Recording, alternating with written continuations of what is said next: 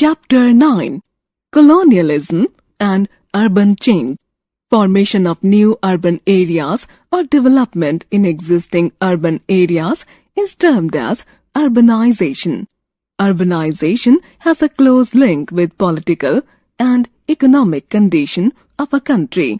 Due to change in political and economic condition of India, many changes took place in urbanization from time to time. In the medieval period, urbanization was closely linked with the rise and decline of kingdoms and dynasties. A second major social and cultural influence on the Indian urban scene was brought about by the Mughals.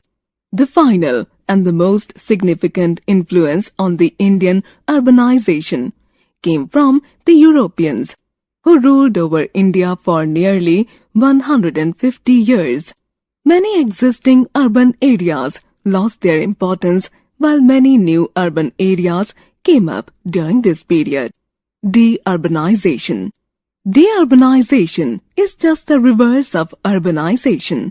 There was a large-scale de-urbanization in India during late 18th century and 19th century. Towns that were flourishing earlier lost their importance. The following reasons were responsible for it. The local textile industry was completely ruined. Towns such as Decca and Murshidabad, which were famous for their textiles, became less important. The British annexed large parts of India. The native rulers were displaced. As a result, there was a steep fall in the demand of luxury goods. The towns that produced these luxury goods declined in importance. Bengal, Bombay and Madras had become presidencies. They were important centers of political power. So, a large percentage of trade shifted to these places.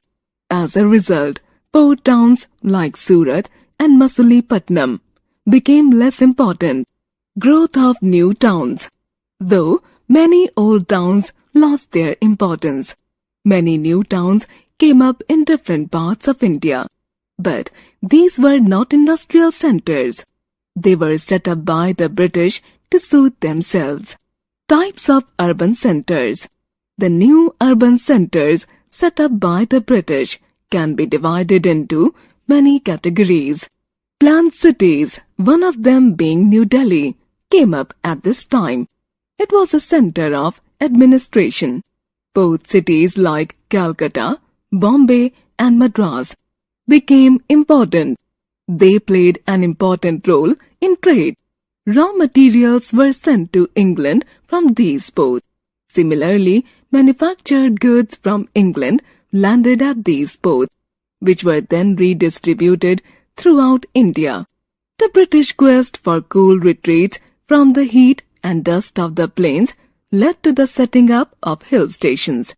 Thus, Shimla, Ooty and Darjeeling became popular. Many cantonment towns were also set up by the British. Lansdowne in Uttarakhand is a good example. Delhi in the 19th century.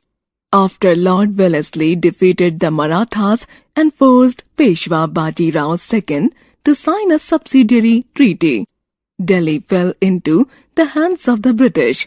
At this time, Calcutta was the capital of the British Empire. Delhi, however, was still the political center of the country, as the Mughal emperor stayed at the Red Fort.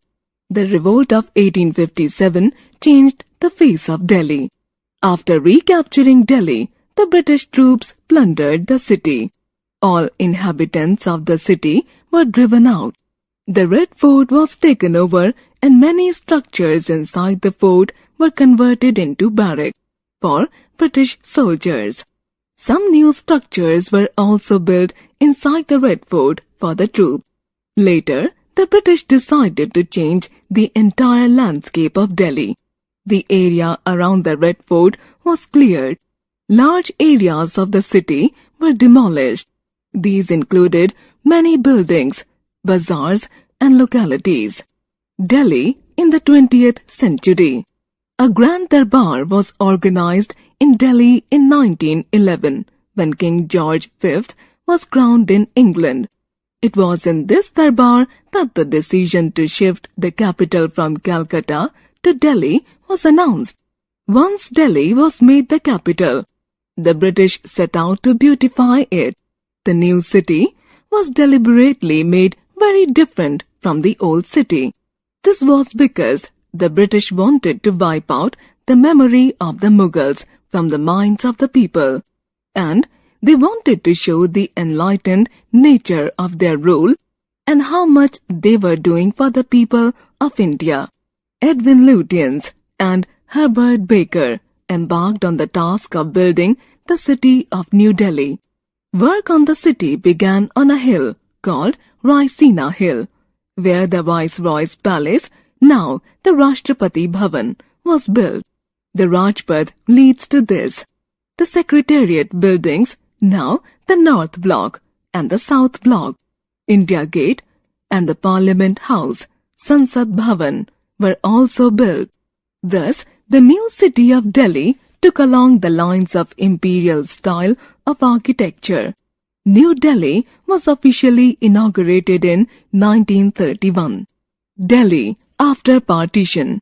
Before the partition of India and Pakistan, there was a considerable population of both the Hindus and the Muslims. After the partition was announced, the Muslims prepared to leave the city and go to Pakistan. At the same time, Hindus from Pakistan flooded the city.